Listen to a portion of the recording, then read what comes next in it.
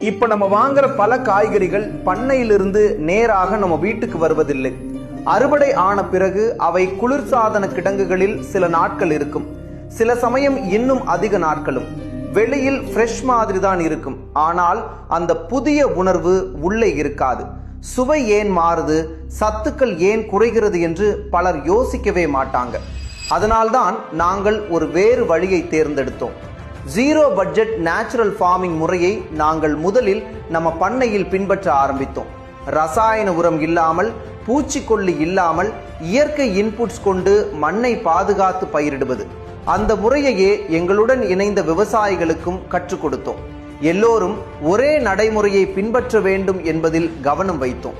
அறுவடை ஆன காய்கறி அன்னெசரியா ஸ்டோரேஜுக்கு போகாமல் அடுத்த நாளே விநியோகிக்கப்படும் மாதிரி சிஸ்டம் அமைத்தோம்.